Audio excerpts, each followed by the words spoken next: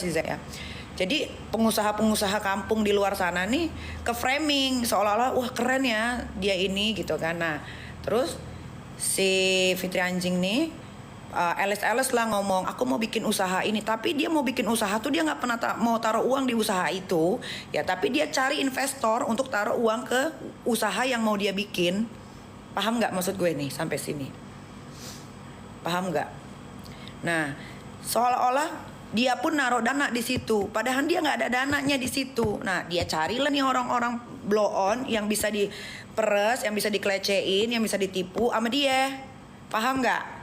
Seolah-olah ini usaha nih udah mau jalan, padahal belum nyampe ke otaknya dia aja belum. Gitu loh. Itu caranya dia begitu. Kayak dia punya klinik, itu bukan klinik dia. Dia tuh sosokan pura-pura itu punya dia supaya ada orang mau taruh uang ke tempatnya itu.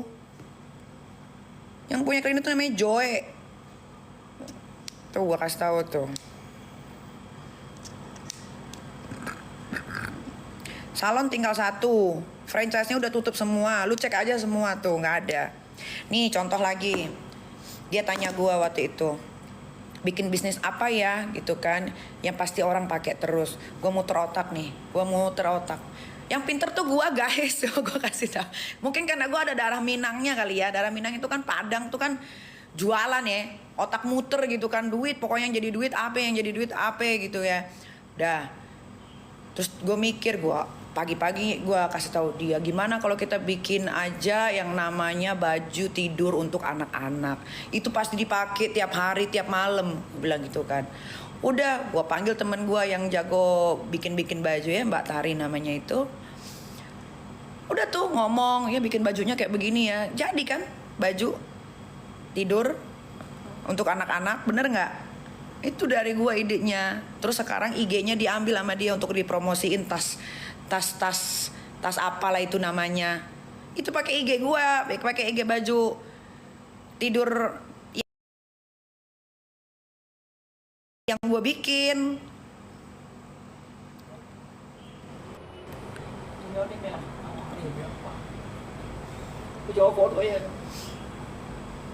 Ya betul tuh baju tidurnya itu namanya. Anaknya berangkat sekolah ke luar negeri, guys. Itu gratis guys, sekolah ke luar negerinya itu kuliahnya gratis. Dia mana mampu nyekolahin anaknya kayak gua bayar gitu, mana mampu.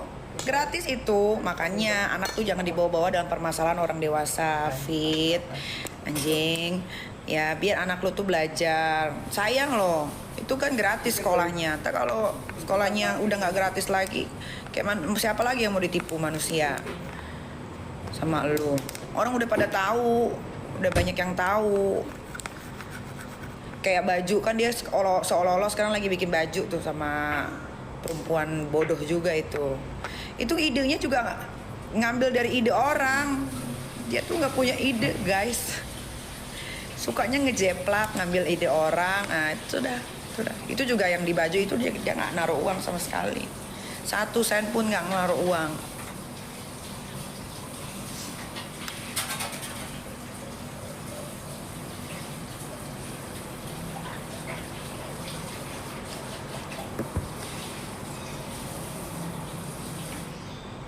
Gitu. Masalahnya apa sih kok bisa nggak berteman lagi sama dia? Masalahnya soal kejujuran guys. Soal kejujuran. Dia tuh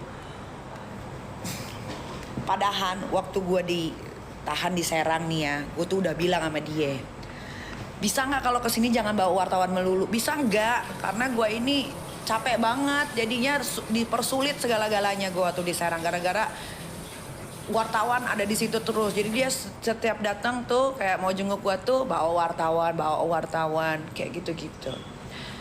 Yang lebih fatalnya lagi soal uang. Yang lebih paling gue benci, akhirnya gue nggak mau lagi liat muka dia, gue nggak mau sebut nama dia, gue nggak mau tahu tentang dia, gue unfollow semuanya, ya gue blok, malah gue blok ya kan. Gara-gara anak gue dimaki sama lakinya dan dia tahu tapi dia ngebiarin, diamin aja gitu.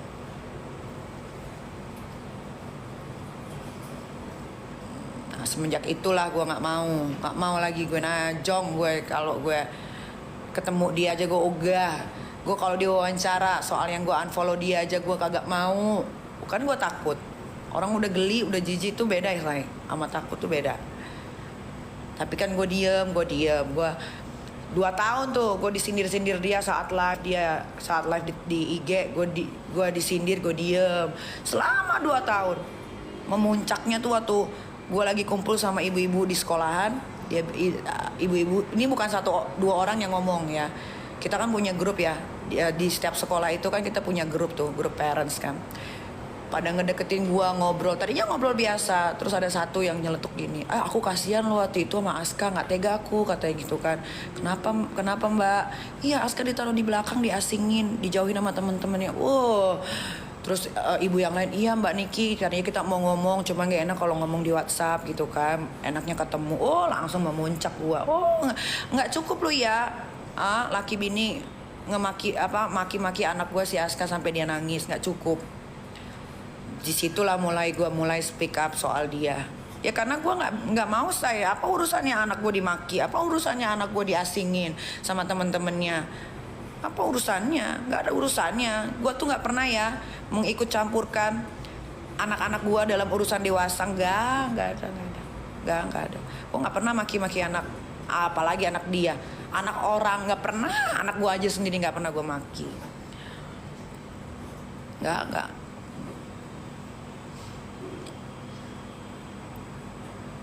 Dimaki kenapa? Lu tanyalah sama lakinya itu yang pengangguran, kenapa dimaki anak gue sampai nangis kejer. Untung ada Teh Ati saksinya, dia yang nganterin. Soalnya anak-anak gue kan kalau pergi kemanapun pasti ada satu yang ikut.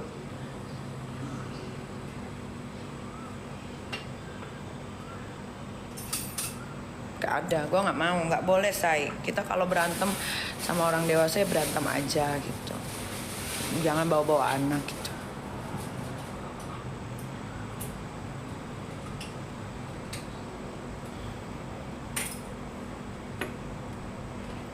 Itulah kurang lebih, guys.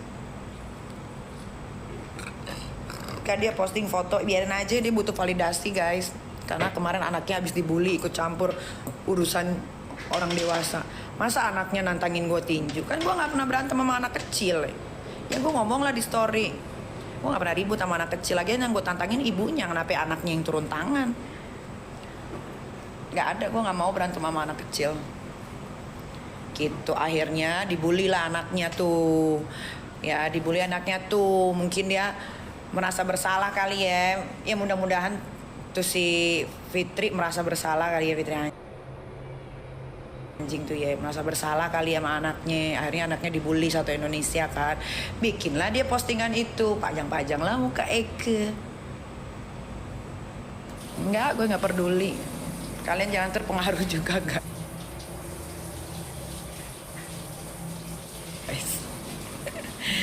Tipu daya muslihat lah, udah kebaca, dia mah udah kebaca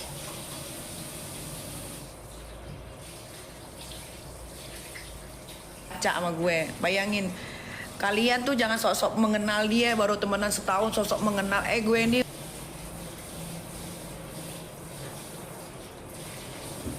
udah mau 5 tahun. Dulu tuh gue kayak biji sama dia, jadi yang lebih tahu tuh gue.